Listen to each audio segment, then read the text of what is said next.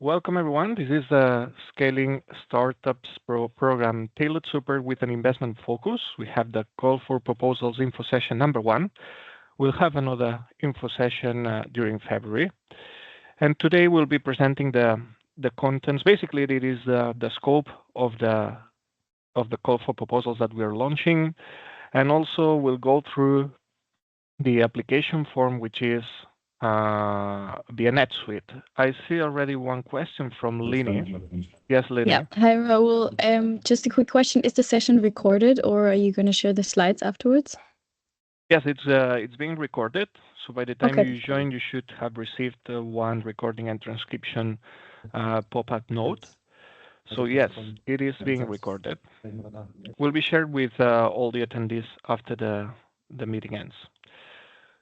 I keep accepting attendees. I have done just a quick intro to the session today. We will be presenting two parts. One is the overall scope of the call with some details on the objective of the call itself. And then my colleague, Elisa Kirschbammer, will take the part of how to apply via NetSuite, because you might have seen that the application via NetSuite was not open until last Friday. So now it's operative, and she will give the details on how to apply. So let's get it started. Just going to quickly show, oh, that was a quick presentation. It's not good if I start by the end, so it's better to go to the first slide. And here again, I'm sharing the screen. Okay, now it's the first one. So this is the contents that we'll be covering. Quick intro to EA2 mobility and impact ventures. Then we'll deep dive into the Scaling Startups program call for proposals. We'll take 30 minutes for that, mainly to present the main information of the call. Where can you find it? We'll talk about the eligibility of the consortium. So we're talking about the proposals that you intend to submit to the program, to the call indeed. We'll detail the scope of the work. We have 11 points included at the call for proposals, and we'll go one by one. We'll discuss the KPIs and deliverables. And finally, we'll go through the evaluation and selection process. So we are all aware of the way each proposal is going to be scored and evaluated. We can close this first section with a 10 minutes Q&A. So don't hesitate to already here at the chat open the Q&A section. Well, you have it next to the chat. You can post the questions there, and we'll be attending them during the slots that are provided for Q&As. Then we'll jump to the second block, which is how to apply an application form. We'll take about 15 minutes for that, and any operative questions there, you can also address them via the Q&A section that you have at the Teams. Okay, let's go for the first one. I'm just going to go quick through this first block of intro to EA2 mobility and impact ventures, just to put into context where we come from and where is the action within EA2 mobility impact ventures department hosted. Here you have a map of the different IC, that's knowledge and innovation communities that were launched under EAT umbrella. We are part of the third wave. You can see us here at the bottom right, EAT mobility. Latest one to join EAT culture and creativity. And we have a new EAT being launched in 2026, which is EAT water. So we're expanding the family. We'll reach 10 kicks by end of 2026. And why do we exist, EAT mobility? We are here basically to accelerate the transformation towards more sustainable models of urban mobility. So we can have more livable spaces in Europe. I'm going to mute the participants. Please remember to mute yourself when joining the call, otherwise we have overlap sound.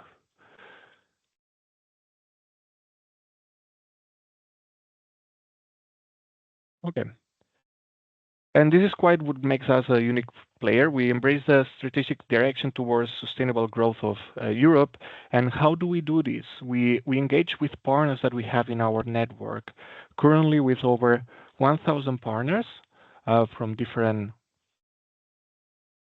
type of partners. We have the heart of cities where our innovations we want to have the solutions implemented for real impact in the citizens. We engage with national governments in more than 35 countries, also European institutions, universities and students. We can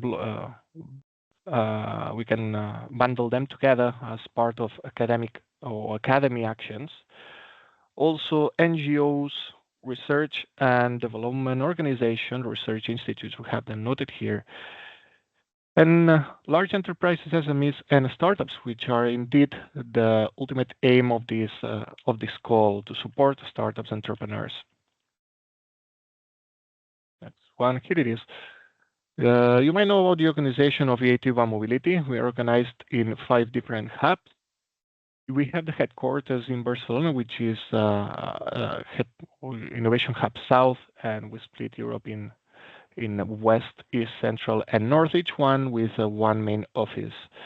We also have the regional innovation scheme countries with offices in each one of those countries that we list here. It's quite important also from our side to have dedicated actions in these countries with a lower innovation index, just to be able to foster the competitive level of Europe cross-border, and especially dedicating resources where we can have a bigger impact and make the difference. And how do we do this? We focus on mainly the decarbonization, the mobility sector, and accelerating that transition. And to do this, we connect different players at European, national, and European-specific topics, or European-specific organization and individuals. So we operate in the European ecosystem, and we align with the priorities set by the by EU, and mainly with the European Green Deal. So this includes also the cities mission with a 100 climate neutral and smart cities by 2020, 2030. Horizon Europe, the framework program, which is also the source of funding for the EIT's actions. And we collaborate with our partners to reach the national, regional, local level of our initiative. So we do this match and connect as one of our activities, with Tomorrow Mobility, for example, being our main event, connecting more than 25,000 visitors during 2023. Also have the mobility marketplace, showcasing solutions. All this leads to the 3 points that we have at the right-hand side. We bring talent to business. So we have more than 35,000 graduates from our urban mobility courses. We also reach quite a large audience with the UMX channel. Oops, here again. We have the innovations to market. Here is where we can refer to more than 200 new solutions that have been introduced in Europe since the last 5 years already, with over 175 innovation projects that have been supported. Last but not least, we have startups to scale. So since 2020, we have supported over 440 startups, providing funding opportunities, mentorship, closed curriculum activities from our accelerator programs. And we have also invested in startups. So that's one of the focus that we have at Impact Ventures, the department or the area behind this call for proposals. And here is where I would like to focus the attention now, because we were ranked as the first investor in mobility in 2023. We have the rank for 2024 about to be launched, and we're crossing fingers to still keep this leading position and be one of the most prominent investors, especially looking into the time that we started our operations, which was 2020. Quick look on our equity portfolio. As of now, we have 131 invested companies with 18 or over 18 millions invested. We have 28 countries represented and 46% of women-led companies in our equity portfolio. This is also a place where we put our attention to close the gender gap that we still see at the early stages of the entrepreneurship level. If we look on the contribution of programs to those numbers, I said we have over 450 supported startups. This is partly the action conducted via our programs and also their initiatives that we have at the EIT Mobility with innovation projects, for example. Those supported startups raised over 70 million euros. Received 70 million euros during the programs, and overall they have raised, before and after the support that we have provided, more than 250 million, with a 36% woman-led ventures and 39 countries represented. So this includes Europe 27 and also the countries associated to Horizon Europe, where we also support startups, and indeed we can invest in startups registered in those countries. And what is the offering that we have in terms of programs? Just to have a picture where the Scaling Startups program will fall into. First, we have the Mobility Corporate Venture Builder, intended to create startups focusing on core topics and positioning EIT Mobility as an industry builder. We have the 3 market readiness accelerators as of 2025, Smart Mobility, Future Mobility, and Better Mobility, intended to have a validation of the product market fit, focusing on early stage companies and providing 6 months of support. We also have the IRP, or Investment Readiness Program for Impact. We focus on valuations of startups ranging from €500,000 to €2 million, and we also provide 6 months of ad hoc investment support. The program has a cost of 20K, and the program is intended to prepare founders to fundraise in the next 24 months, so that's 2025 and 2026. And last but not least, we have the Scaling Startups program. Here we're focusing on providing this tailored support to startups' needs and have a closure of the program in the form of an investor's demo day. We're looking for a program run by a consortium that can be perceived as investor allies, providing individualized support to the selected companies and having this, again, it's a bit redundant here, the closing of the program with in the form of a demo day. And all these programs received the support from the different initiatives that we have at the EIT Mobility, starting by the investments. Indeed, all the actions from the programs have the objectives to become or to support the startups that can be investment leads. We also link them with the ecosystems, value chains that we have created via strategic alliances. The supported startups can access the Growth Lab, where we define all the main opportunities in the mobility sector, and we keep updated the founders about the latest news in the mobility fields. And we provide also fundraising support services via access to finance.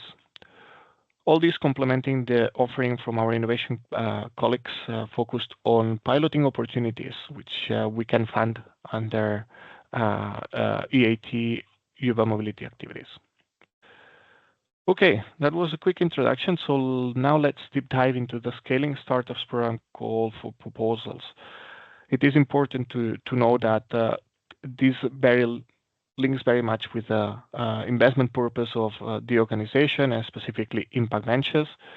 So you'll see a lot of references to the link that it has to providing financial support and investing in startups. Let's go first through the main information. Here we have the main call dates of the call for proposals. It opened on the 20th of December and will be closing on the 28th of February. We'll refresh later on the eligibility and admissibility check dates, also the evaluation of proposals. Note please, the communication of results is intended for April 2025 with the tentative starting date on the 1st of May. Total budget that we have for this call is €345,000 with 1 proposal to be awarded. This is information that you have, also the link to the submission portal is information that you have at this web page. So the Scaling Startups program call for proposal. We assume that you got the link to attend this webinar via that web page. So don't Don't lose this reference because it's where you have all the information gathered.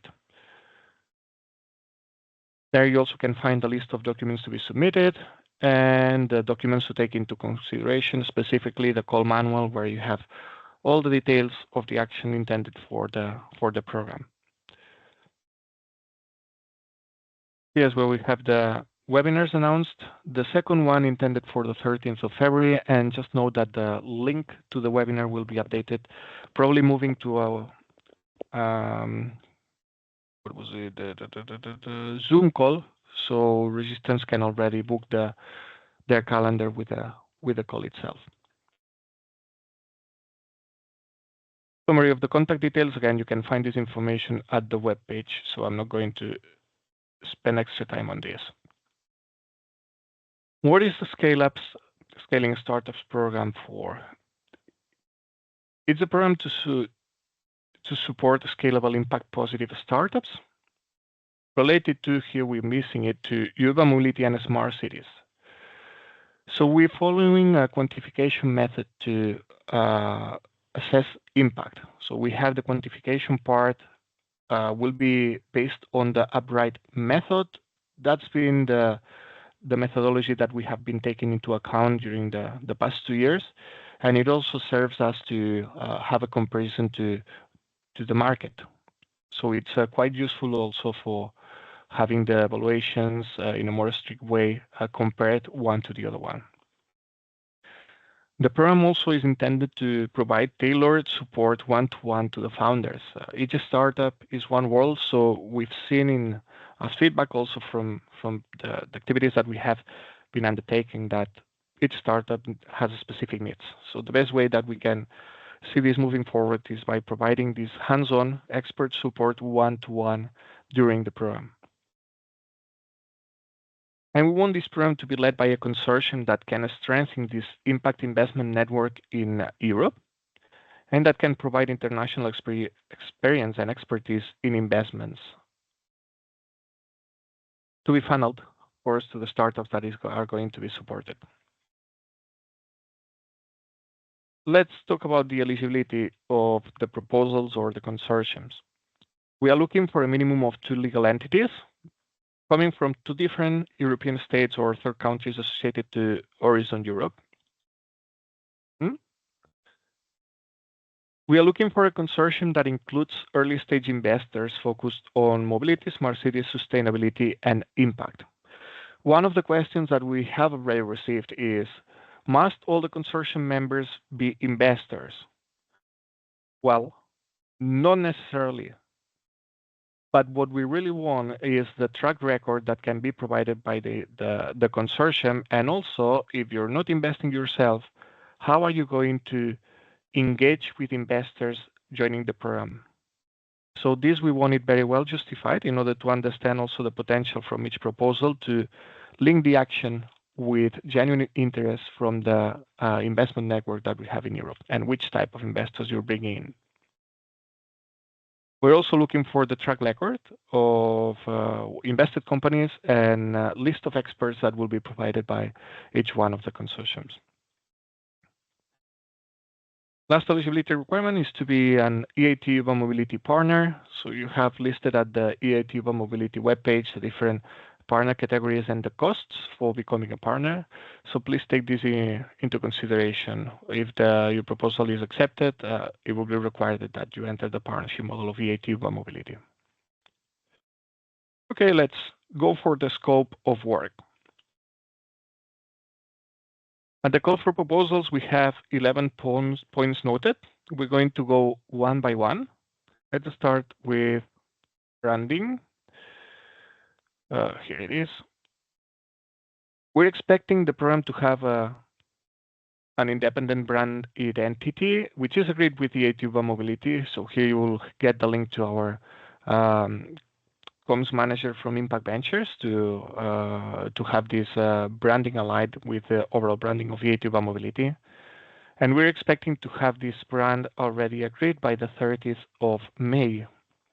Knowing that the action of the program is intended to start on the 1st of May, by the time you submit a proposal, we're not looking for a closed branding proposal from your side, but a way to move forward with us on defining which brand is the one going to be for the program. Then if you are awarded, there will be about 30 days to link with our comms department and have this in place. Second, we're looking for promotion of our activities. So we're looking for this landing page, probably will be the one that we have at the A2 Mobility, just for optimization of resources, intending to be optimized again by the June 30th. We're looking also for targeted social media campaigns about the actions that are going to take place during the scale-up program, and media partnerships. We want to understand which is the reach that you can get in terms of media and spreading the word of the initiatives that we have and also the startups that we support.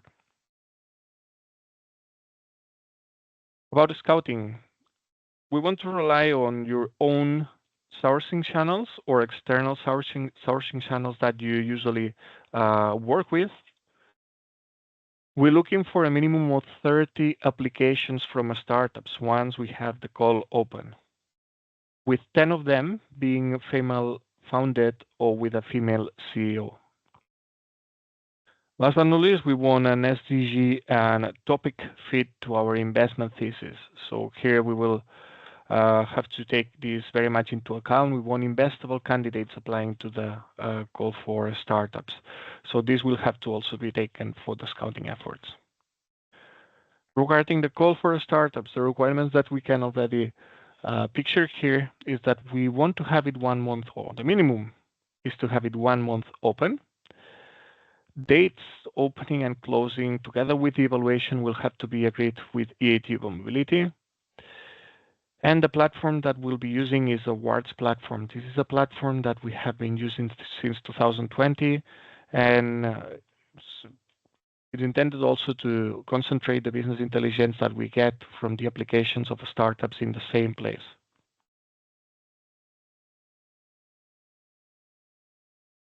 Okay, evaluation of application. We will have 3 phases for the evaluation of applications for the call for startups here we're talking about. We have in the eligibility check, the online evaluation, and the live pitch.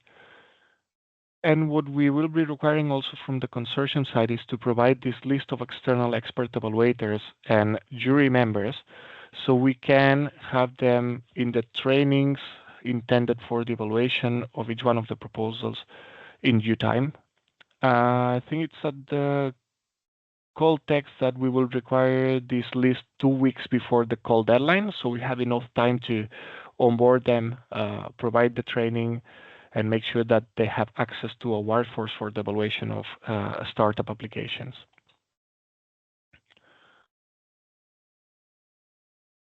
I'm just checking the Q&A section because we see already a couple of questions. Lini, I hope it's okay. We can take them at the end of the presentation of this part, at least for the scope of the call.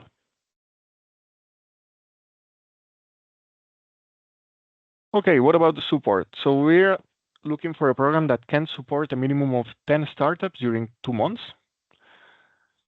Knowing that we are expecting to kick off the action of the Scaling Startups program in May, we'll have to take into account the timings for preparing the call, launching the call, and having the selected startups in place.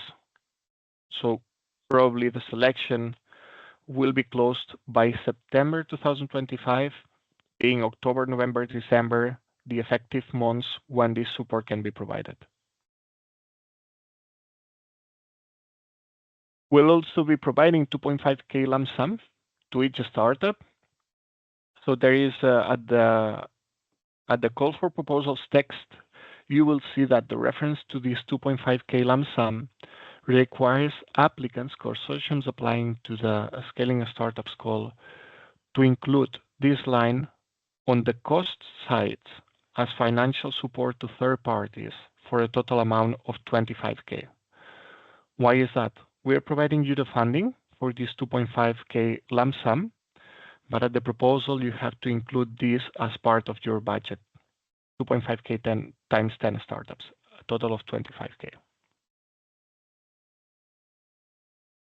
This is the support in terms of mentor or minimum support provided by the consortium, you will see here that we have differentiation in valuations for each one of the selected startups.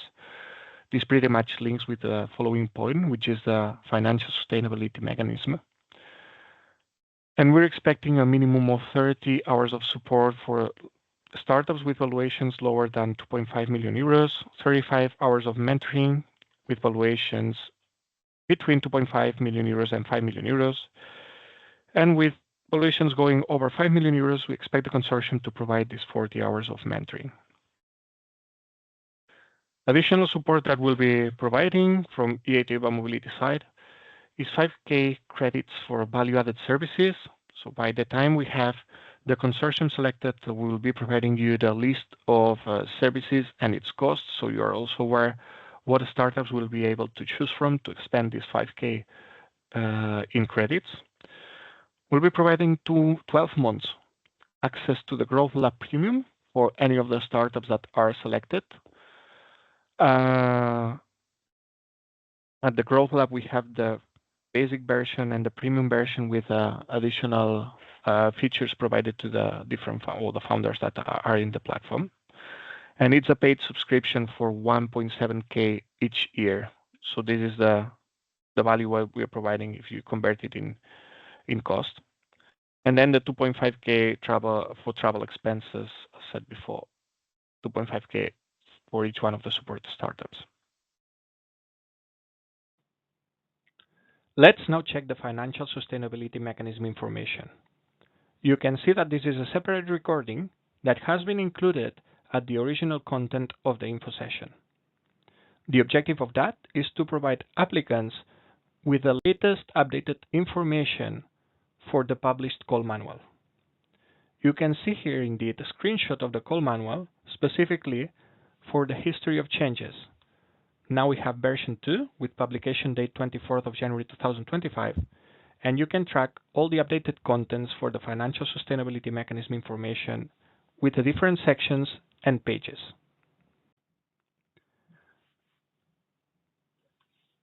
This is the previous information we provided for the financial sustainability mechanism.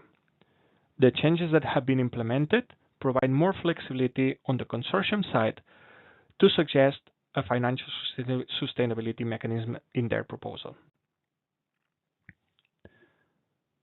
We still keep the intention of the financial sustainability mechanism to be implemented in order to cover the costs, at least partially, cover the costs of the program to support the startups. Now we provide an example of a financial sustainability mechanism that could be accepted. In this specific example, we have lowered the entry point for cash payment of supported startups. In order to provide more flexibility, we also open the doors to consortiums for them to suggest alternative financial sustainability mechanisms. All of them will be evaluated in the same manner. Let's go to point 8. Any of the proposal will have to include closing of the program in the form of an investor's demo day. That's why we stress the importance of having consortium very well connected to investors and ideally including investors in the same consortium itself.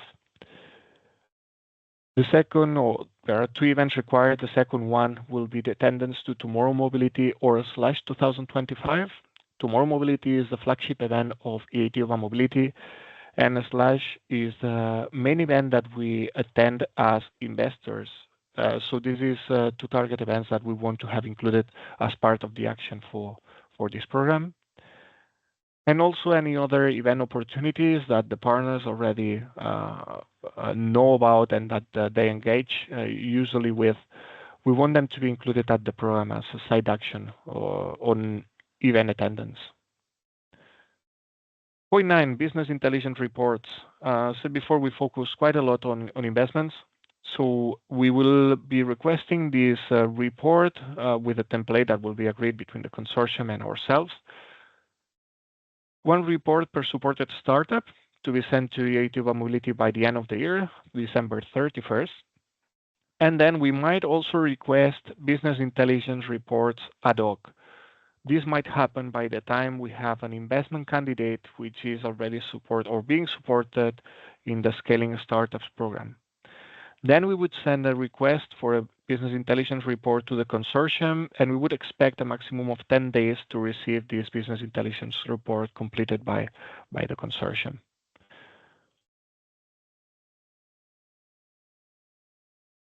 Then targeted support to other EIT urban mobility initiatives.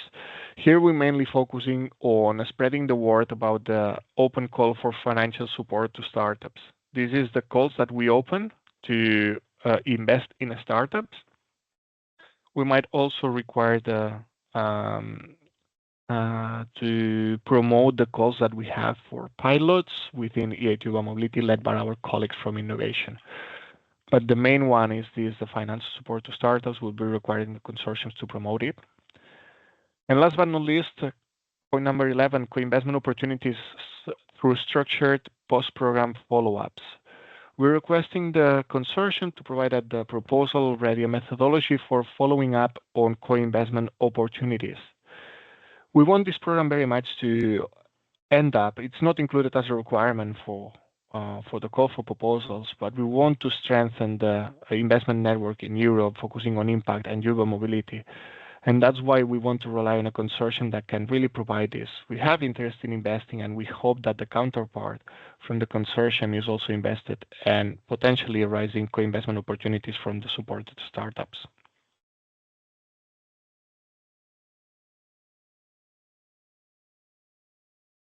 Okay. Let's go for the KPIs and deliverables that we expect for any proposal to be submitted for the Scaling Startups program. We have 3 formal KPIs. First 2 are core EIT KPIs.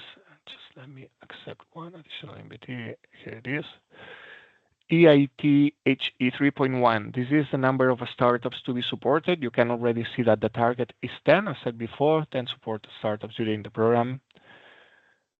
Then we have EIT HE 6.1, which is the investment attracted by the startup supported in the program. Here we have 1 million euros.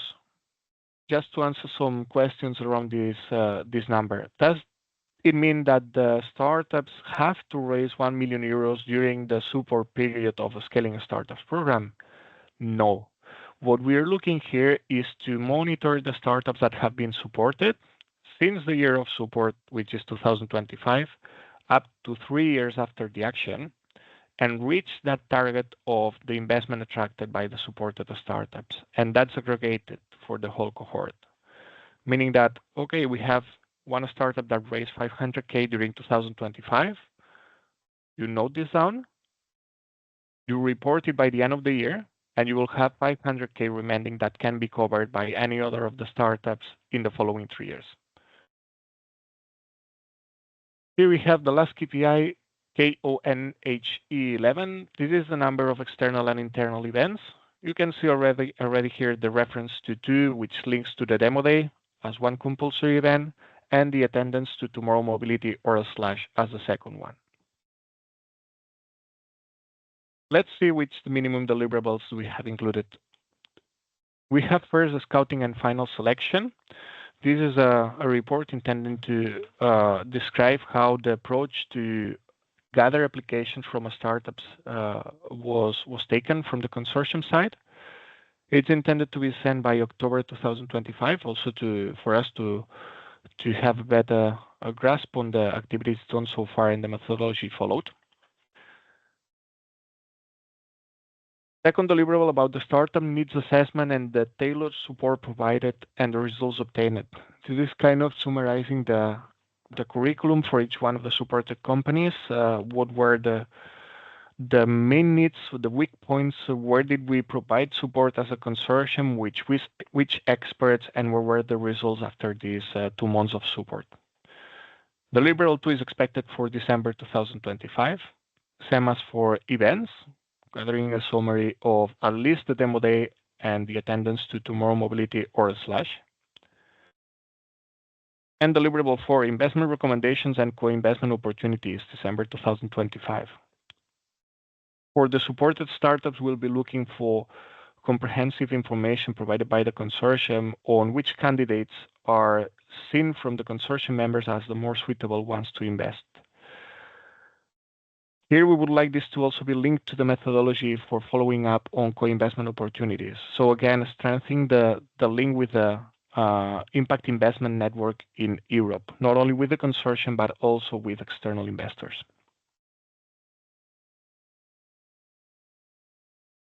Let's go for the last section of the scaling startups call for proposals. I think that we are still in time. Last section is the evaluation and selection process. Here, let's start from the beginning. We'll have the eligibility check in March 2025. So that's following the call deadline for the call for proposals. Then we'll have stage 1, which is quality evaluation of proposals during March, April 2025. We'll assess the strategic fit first with a threefold. Where do I have it noted? Let me see. Okay, it's here. So let me reformulate this. The stage 1 will include the scorings from a strategic fit, which have a threefold for each one of the criteria to be evaluated. And if the threefold is surpassed, then we'll go for the full quality evaluation of the proposal. You can see here the maximum punctuations, a total of 100 points for stage 1.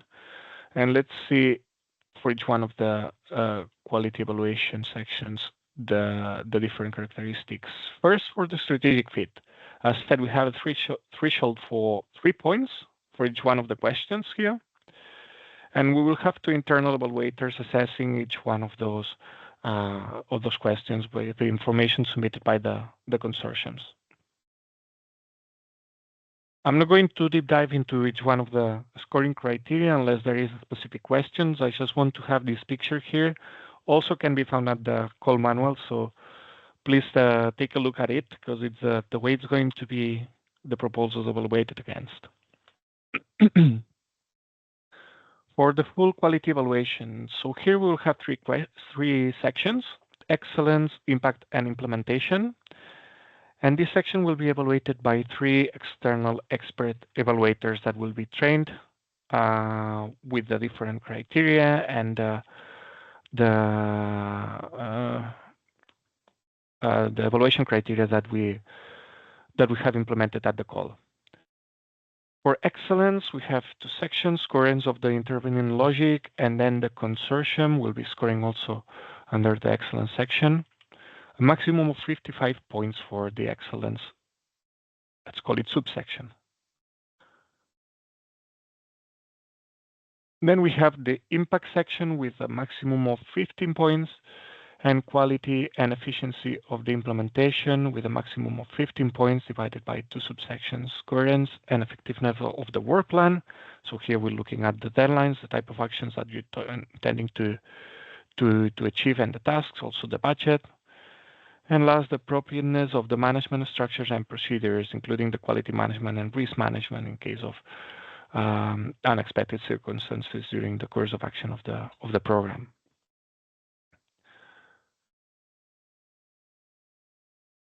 Let's see what's the stage 2 about. It's the portfolio selection process taking place also by the end of March and beginning of April. We'll have the selection committee composed by the CEO or the CFO of EIT Urban Mobility, plus Impact Ventures Director.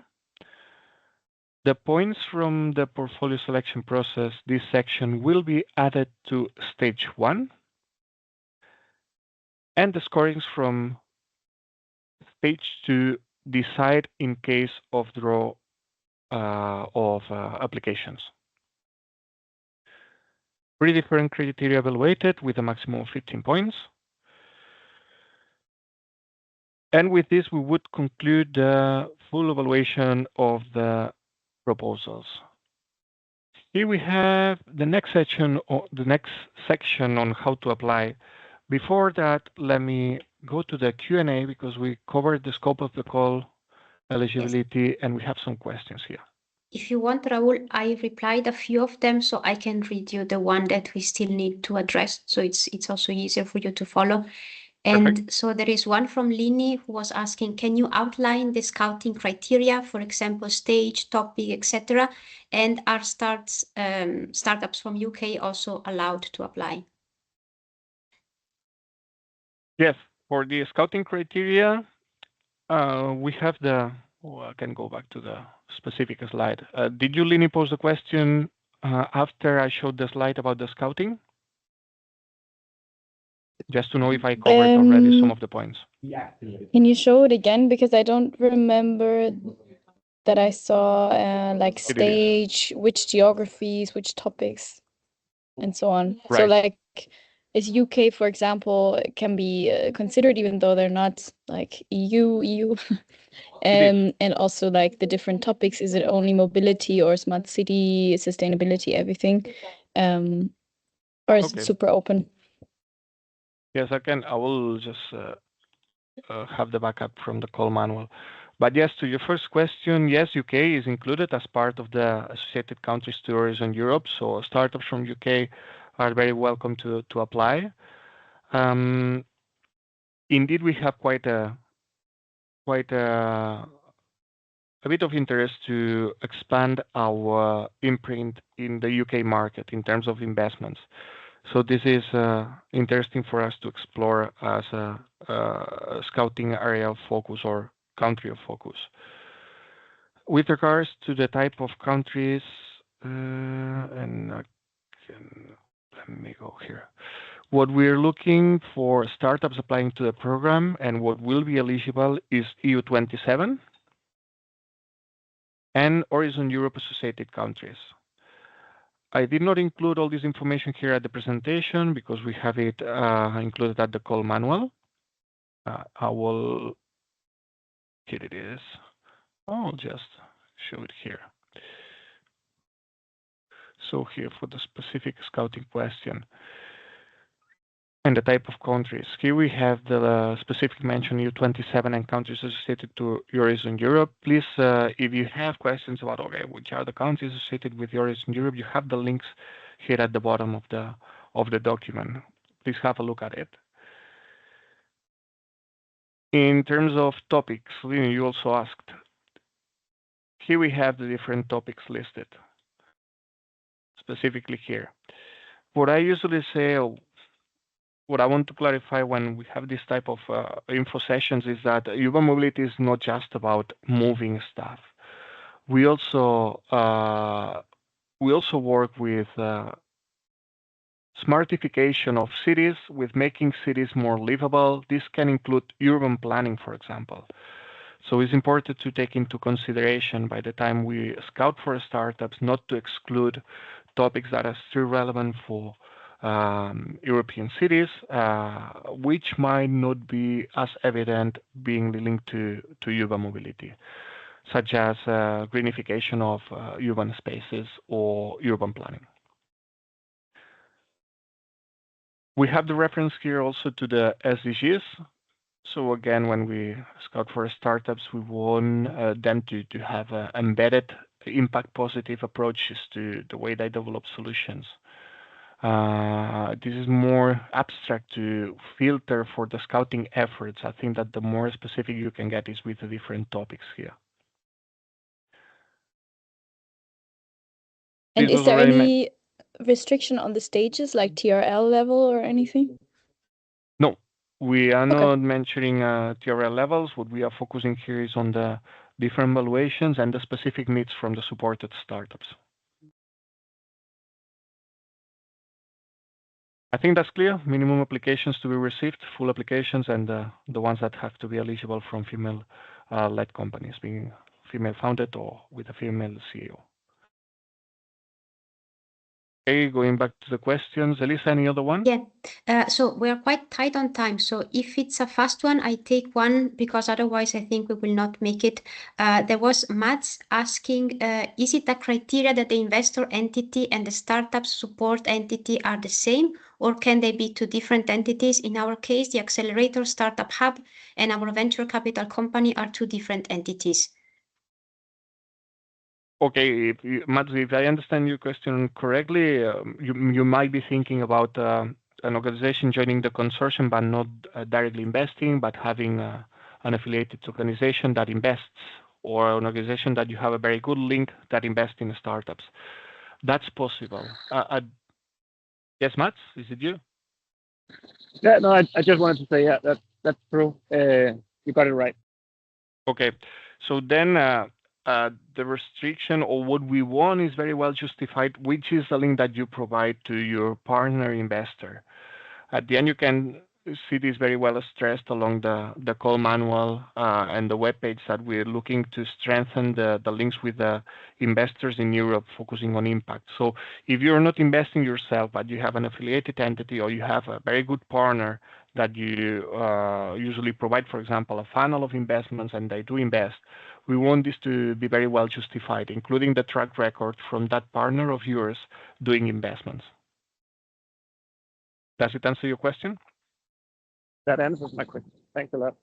Good. Thanks, Raul. Then, yeah, if you don't mind, I go through the application process, and then maybe in the meantime, you can see if there is any question to be answered in the chat, so we save a bit of time. But I think we took most of them. Sounds good. Okay, then let me take control. Let's see if it works. Yeah. Ooh. No? Yes, it moves, but I missed to move you here. Okay, you're good. But it doesn't seem I can move with the, no, now it works. Okay, yes. Super. Now it's a bit slow in synchronizing, but it works. Okay. So again, all the information that I'm sharing now are on the website. So for the full picture, go there. There is a document called Guidelines for Applicants on the application form. And everything that is written here in the slide is just some copy paste from that document. So nothing is missed. I just wanted to briefly mention the key points here. And I start by saying that the application form is not ready yet in NetSuite, but should be open by the end of the day. So by the end of the day in NetSuite, you will see among the open calls, the one for the scaling startup program, and you can apply. If it's not going to be the case, we will write something on the webpage of the website and inform you, but it should everything be fine. And then actually the very key message, because as Raul mentioned, we switched to a new tool now. So for those of you that work with us in the past, we used to work with Plaza. Now we have a new platform, which is called NetSuite. And at the moment, the most tricky issue is mainly the registration process. Then the application shouldn't be particularly complicated to navigate through, nor you should have any issues. So remember that the main steps to follow before you apply are the two that I mentioned here. So for the first one, most of you probably know already, but you must have a PIC number to apply to our calls. And in order to have a PIC number, you have to register in the EU funding and tender portal. So the PIC number is not a code that we provide. It's a code that the European Commission is giving to a company, basically. And here you can find the details of how to know if you have a PIC in the case you are not sure, especially maybe if a partner that wants to join the project is not sure if they have one. Once you have the PIC, then you can click on the link that you find here for the partner information form. You fill in this form, which is a very simple form asking some information about your company, including the PIC number, and you submit this form. After submitting these forms, in a matter of a few hours maximum, you should receive an email from NetSuite with the login credential. If you don't get an email in a few hours, write us. Don't wait days before receiving the email, because if you don't get the email, it means that something is not working properly. So write us as fast as possible and we can manually fix it. But in principle, everything should be working fine. After that, remember that from the back end, our service desk needs maximum 2 working days to basically validate somehow your registration in the system. This is to say, don't wait the last minute to register either your company or a partner company in NetSuite, because if you wait too late, it may happen that by the time you want to submit the application form, something is still not fully done. So these 2 steps, the first and the second you see, are the one that you should do as soon as possible, regardless if the call is open or not, because at least the registration is done and you can navigate the system. Once you have this done, then you can apply. One important note that I put here, it's also that if you previously already applied to a call in Plaza, in our old platform. You don't need to fulfill the P form and submit it, but please write an email to our service desk and they give you the credential, because for this case, what we did is that we migrated all the information from the old platform to the new one. So we have your details and your company details. So we only need to give you access to that. So please keep these points in mind. And if you follow these steps properly, then you shouldn't have any other issues in general for the application process. And then very briefly, let's see if the slides are moving now. Yes. Okay, so Sorry, sorry, it's been me. Okay. I'm just trying to answer a question at the chat, and I think I took. Sorry, don't worry. So once you have registered, then you can see here the link to enter the EIT or Mobility NetSuite platform. This is where you will find all the open calls at the moment. You see the screenshot of how it's going to look like and the fact that you find the call and you can click on apply. In the moment you click on apply, you start an application form, and by the first time you click on save, the application form will be created. The application form is divided in 6 different sections.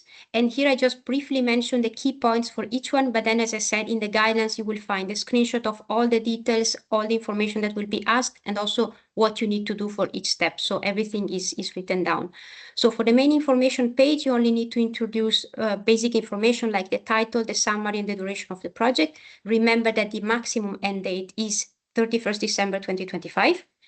In the partner information tab, you need to include all the members of the consortium and add an explanation, a brief description of each of them. Remember that in order to fill in this section, all partners must be registered in NetSuite. So this is linking to the first information I shared with you. Project scope tab. Here you will find the core section of the proposal. You will find all questions about the scope of the project and how you plan to meet all the targets of the project.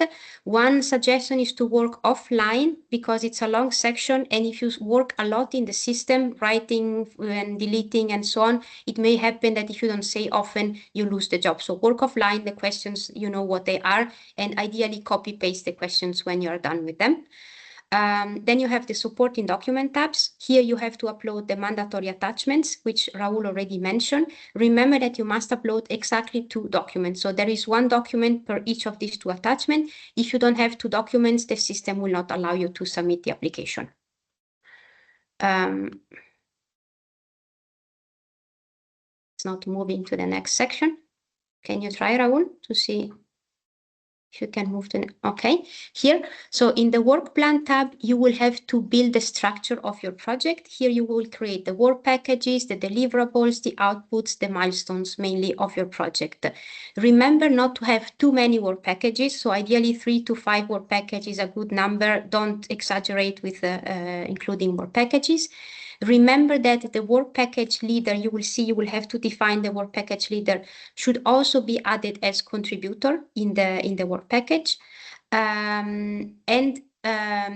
Each contributor must have then allocated budget in the work package. So you will see in the budget table, you will find for each partner the work package they're included to, and each one must have some budget in each of the work package they are supposed to work into. So a work package cannot have 0 budget in one partner if the partner is involved.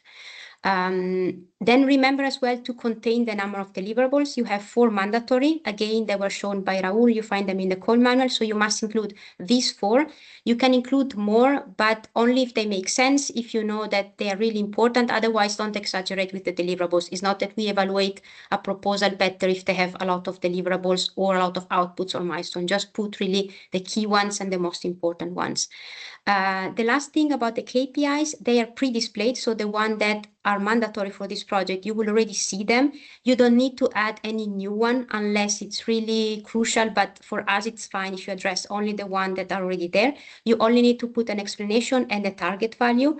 You will see that it's asking you for target value for 24 and 26. Just put 0 for these 2 years because your project is only running in 2025. So it's okay to put 0 for the other 2. Last thing about the budget table, this table is closely linked to the work plan. So this table is going to be empty at the beginning. While you build the work plan, the table will be populated, because as soon as you create a work package and a partner is associated to that work package, in the budget table, that partner will appear and that work package will appear. So ideally fill in the budget table only when the work package structure is defined. Otherwise, if you start to change work packages, you will delete what you did in the budget table. And at the same time, remember what I told you before, a partner cannot have zero budget on the work package. So if I am a partner and I'm involved in work package 1, that work package will appear in the budget table. I must have at least some budget. If I'm not supposed to have budget in that work package, then remove myself, in this case, in this example, from that work package, and I will of course have no budget there. Can you move to the next slide? Sorry, it seems not to work for me. Okay, so remember then some key things. Save as fast as often as possible, and save one last time before you submit the application form. So before you click on submit, save. When you click on submit, the system will give you error in case there is some section not filled in case some mandatory documents is missing. So if you see some warnings, it's because something is missing. Remember also that you can only submit once the application form. You cannot do multiple resubmission, like for example in Horizon Europe. At the same time, it's not possible to revert the process any longer. So make sure that you submit only when you are sure about the application form.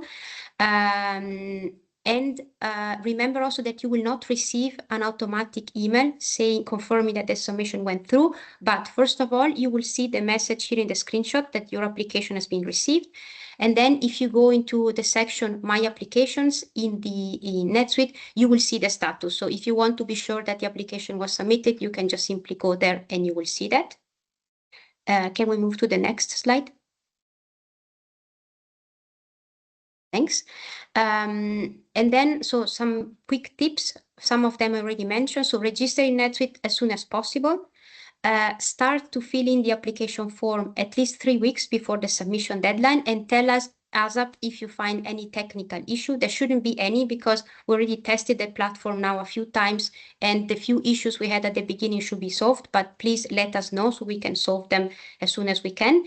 Do not include URLs in the application form, because not only because we're not going to assess whatever you put as a URL, but also because sometimes, since the URL is very long, it may affect how the page is visualized and in the browser.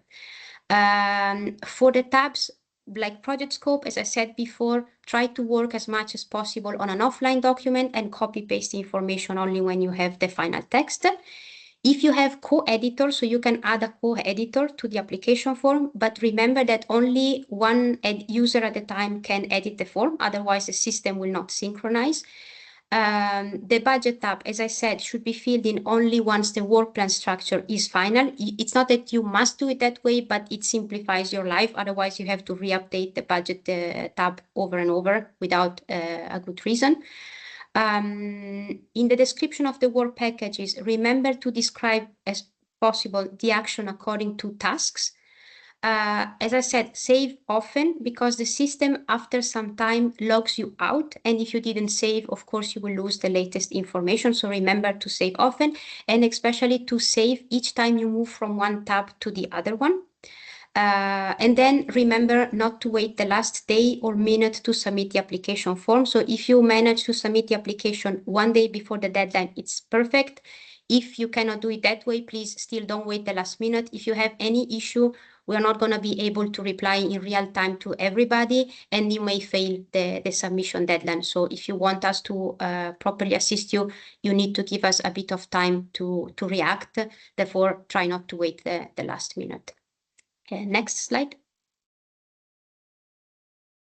And here, just a brief recap. So as what I said, everything that I said and that it's in this slide, it's in the application form guidance. So you find all the screenshots and all the things that I said now, just explain a little bit better and with more context. The submission deadline is the 28th of February at 5 in the afternoon, so sharp. And remember that any proposal submitted after the deadline, it doesn't matter how long after the deadline, will not be considered. So 17 sharp is the deadline. After that, nothing will be considered. And that's it from my side. I don't know if you have any questions on this. Feel free to either write them, I will read down the chat, or speak up.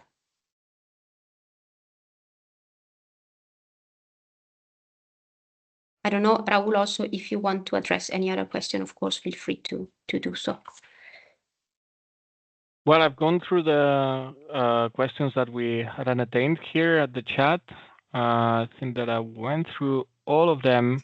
I would like to flag the one from Cassia. What criteria or structure can we best showcase experts in when startups categories are not predefined? Yeah, that's a good one, because here we're launching a program that is intended to respond to the startup's needs. So what we have in common here is the fields related to UVA mobility. That's one. So you could provide expertise in verticalization fields, UVA mobility, smart cities, active mobility, urban air mobility. This could be one categorization. The other one can be, for example, in investments. So experts focused on early stage investments. Another category could be internationalization. So experts that have experience in assessing startups or that have participated in a company and have done an international expansion of the company itself or on the sales of a specific product. You can also include expertise in B2Gs, which is usually models that our startups struggle the most because of the cash funnel. So it gets a bit more constrained, the cash flow from the startup side. So B2G expertise. So do you have any experts coming from the administrations that have previous experience in mobility companies or in administrations that have been collaborating with the startups in different innovation projects, for example? So what I want to say here is that as we are targeting a tailored support dedicated to the startups' needs, we expect consortiums to provide these common fields of expertise from their pool. I don't know if this helps you clarify the question, Cassia. Hope so. Yes, thank you. And then we had one last question from Albert.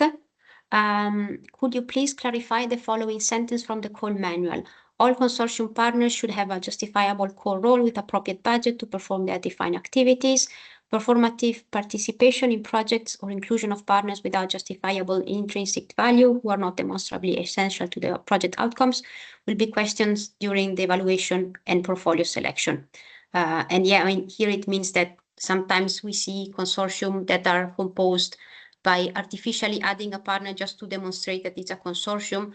But of course, if a partner doesn't really have, specific role, when you read the work package description or you see the budget and it's very small, it doesn't look like, that partner really has a crucial role in the project, but it's more just, an add-on to have a consortium that maybe ticks a specific box somehow. Thank you. If you need more, let me know.